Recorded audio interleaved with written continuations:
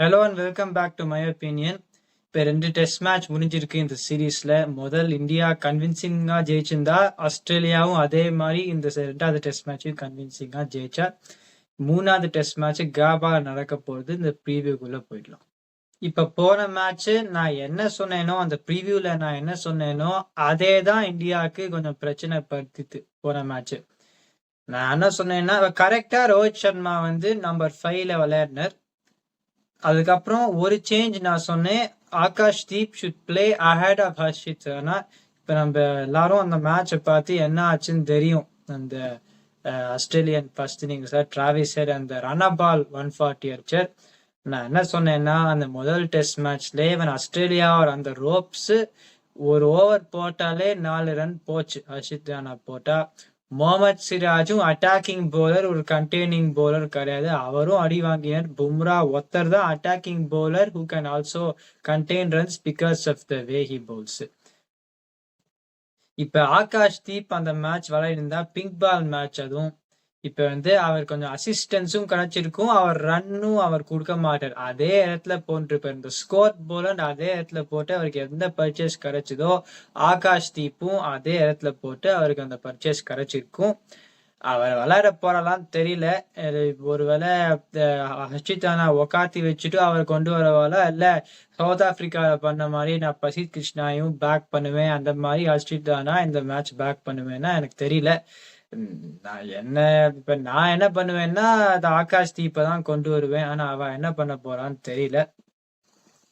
நான் போன தடவை சஜஸ்ட் பண்ண அதே பிளேயிங் 11 இந்த மேட்சுக்கு தான் சொல்லுவேன். அது வந்து கேஎல் ராகுல், Yashasvi Jaiswal to open the batting, Shubman kill 3, Virat Kohli 4, Rohit Sharma number 5, Rishabh bandh number 6, Nitish Kumar Reddy 7, R Ashwin 8, Bumrah 9, Siraj 10, Akash Deep number 11. இப்ப போன மேட்சுக்கு முன்னாடி நான் என்ன சொன்னேன், பேட்டிங் ஒன்னு as a batsman does he get into this team? I would still say he does. Captaincy-na, would you say Rohit Sharma is the best captain in this team, especially for red ball cricket? I will not say. இப்ப போன match நம்ம பார்த்தோம், batting ஓடியே India were they able to apply the same pressure that they did in the first test match and the second test match. If Travis said when the Adikache were India able to apply the pressure from the start, they were not. அது நான் திருப்பியும் சொல்றேன், especially Travis head மாதிரி ஒரு ஆள் கிட்ட defensive captaincy போட்டா அவர் score பக்கத்துல ஒரு 100 எழுதிடலாம். எஸ்பெஷலி அந்த கண்டிஷன்ஸ்ல எனக்கு அந்த disparity between the attacking tactics இந்த first test and second test நான் எதிர்பார்த்தேன். ஆனா அப்புறம் நம்ம என்ன ஆளாம், அந்த நெகட்டிவ் டாக்டிக்ஸோட போனா என்ன ஆளான்னு நம்ம பார்த்திருக்கோம். நான் திருப்பியும் சொல்லுவேன், எனக்கு பொறுத்த வரைக்கும் இந்த டெஸ்ட் மேட்சை இந்தியா தோத்தா பும்ரா திருப்பி 4வது மேட்ச்ல இருந்து கேப்டனா வரதுக்கான வாய்ப்பு கொஞ்சம் நிறைய இருக்கு. ஆனா இப்போதைக்கு ரோஹித் சர்மா தான் கேப்டன் பண்ணுவார். அவரை பத்தி நான் குறை சொல்லலை, ஆனா நான் அவர் பேட்டிங் இதை பத்தியே சொல்லல. அவருக்கும் அந்த அந்த அதே இடத்துல போட்டா அந்த டெக்னிக்கல் ஃபிளா இருக்கிறதுனால தான் எல்லா டிஸ்மிஸரும் அப்படிதான் வருது. யாராவது அதை மாத்த போறாளான்னு தெரியல. ஏன்னா பேக்கியர் ஸ்கில்ஸ் பேக்கியர் ஸ்ட்ரெங்க்ஸ்ன்னு அந்த மாதிரி சொல்லிட்டே இருந்தா ஒன்றும் வேலைக்காது. ஆனா அன்பார்ச்சுனேட்லி அதான் நடக்க போறதுன்னு நான் நினைக்கிறேன்.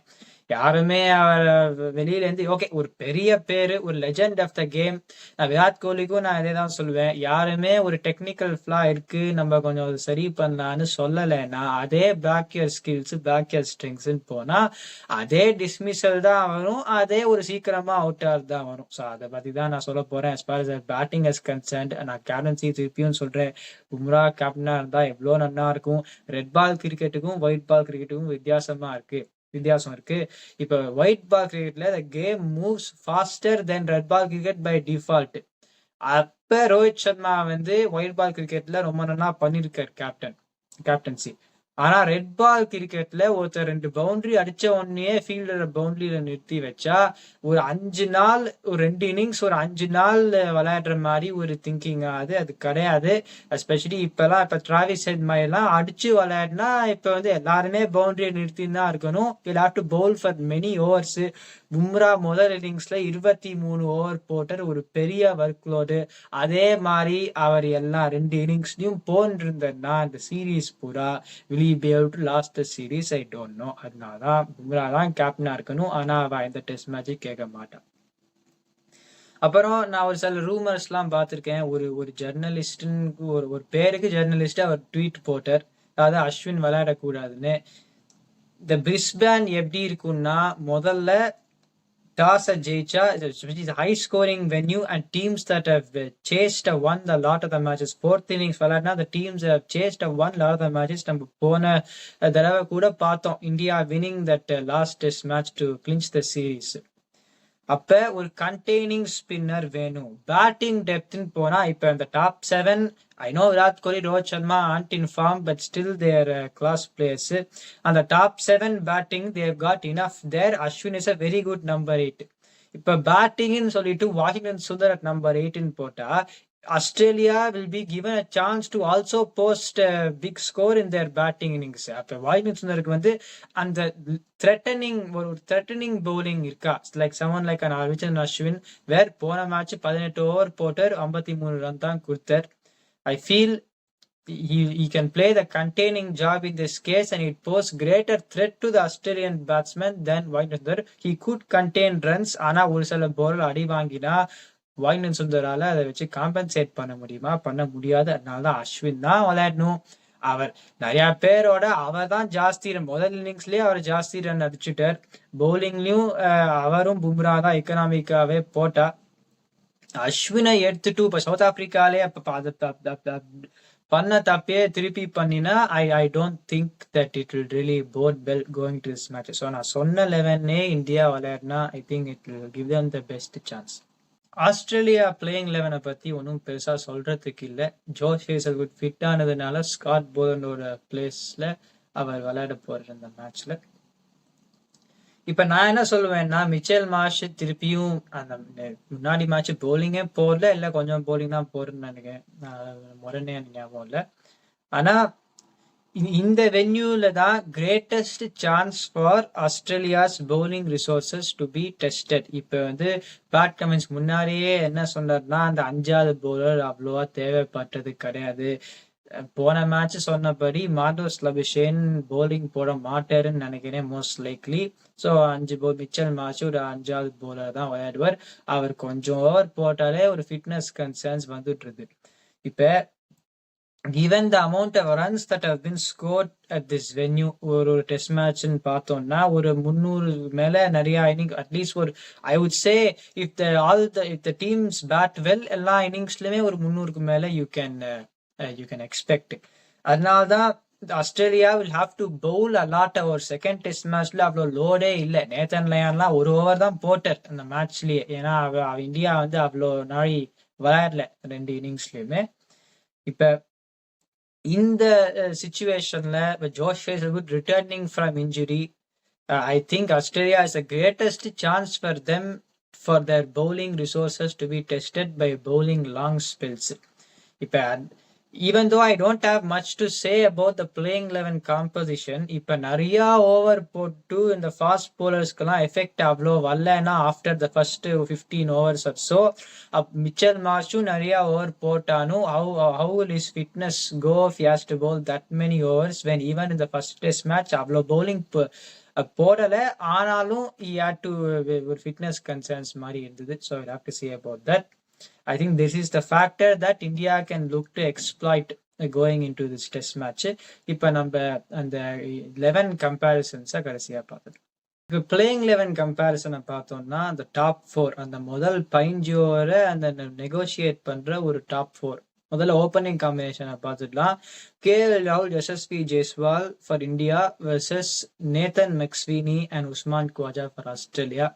நேத்தன் மெக்ஸ்வீனி வந்து ஆரம்பத்துல கொஞ்சம் தடவினாலும் கொஞ்சம் ஒரு 30 ரன் அடிச்சார். Usman Khawaja last few test மேட்சஸ்ல அவ்வளோ பெருசா அடிக்கல, but still we know what he can do. KL ராகுல், Yashasvi Jaiswal, even though Jaiswal was dismissed early in the first innings, KL Rahul அதுலயும் ஒரு 37 அடிச்சார். I feel that both those two will be possessing greater confidence, especially because of what happened in the first test match. இன்னும் நான் எஜ்ஜி அவ 2 பேருக்கும் தான் கொடுப்பேன். அப்புறம் Shubman Gill and Virat Kohli versus Marnus Labuschagne and Steve Smith. Shubman Gill 2வது இன்னிங்ஸுமே I thought he went okay.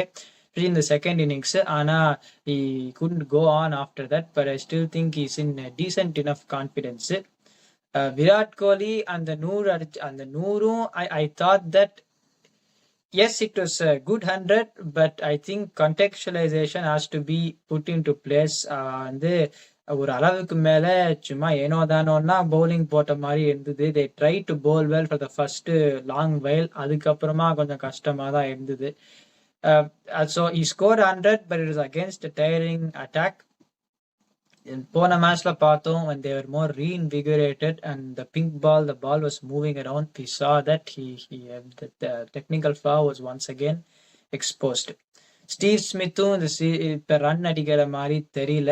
ஆனா விராட் கோலி அந்த 100 அடிச்சதுனால I think you could say just because he's got that one big knock you can say Virat Kohli. But ரெண்டு பேருமே they seem to be struggling. Marnus விஷயம் போன match ஒரு 64 அடிச்சிட்டார். So overall இந்த 3 and 4 Virat கோலிக்கும் Steve ஸ்மித்தும் அவ்வளோ பெரிய வித்தியாசம் இல்லை. Manoj Abhishek because he scored at 64 have given a slight edge to Australia and 3 and 4. அப்புறம் அந்த நியூ பால் போன உடனே கொஞ்சம் அடிச்சு விளையாடுறவா after that from number 5 onwards. இந்தியாவுக்கு Rohit Sharma, Rishabh Pant, Nitish Kumar Reddy and R Ashwin number 8. That is a very good set of batsmen.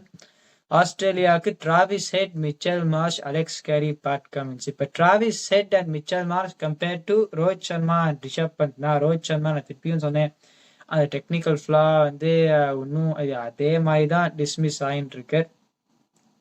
இப்போ சில பேர் சொல்றா ரோஹித் சர்மா ஆஃப் டாபிக் இது, சில பேர் சொல்றா ரோஹித் சர்மா ஓப்பனிங் இறங்கணுமா.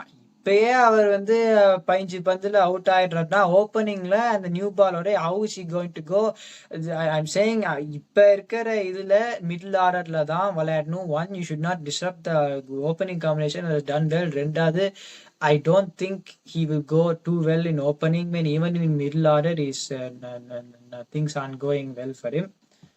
ஆனா அந்த அட்டாக்கிங் இதுல வந்து I still say Rohit Sharma's good option. ஆனா டிராவிஸ் ஹெட் இருக்கிற ஃபார்ம்ல I feel that he does have the edge there. அதுவும் இந்த டிஃபென்சிவ் ஃபீல்ட்ஸ் எல்லாம் போட்டா ரொம்ப நல்லா Mitchell Marsh Rishabh Pant easy takes that. Nitish Kumar Reddy number 7 versus Alex carry.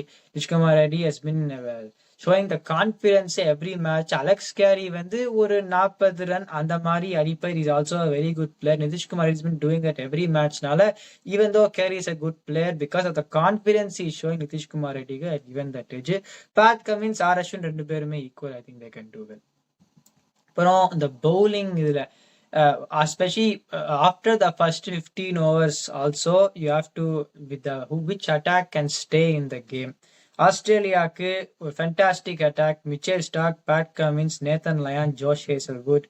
In terms of the economical spinner who can also pose some threat to the opponent, R Ashwin cover அவர் விளையாடி தான் ஆனும். Mohammed Siraj attacking bowler but he goes for runs. Akashdeep விளையாடிய ஆனும். திருப்பி ஹர்ஷித் தானா விளையாடினா especially இந்த இதுல வந்து when there will be more pink பால்ல பும்ரா 23 ஓவர் போட்டிருக்க, டிராவிஸ் ஹெட் 140 ரன் வச்சிருக்க. இந்த மேட்ச்ல that same thing will be more, it will put so much of a load on Bumrah. அதனாலதான் ஆகாஷ்தீப் விளையாடியே ஆனும்.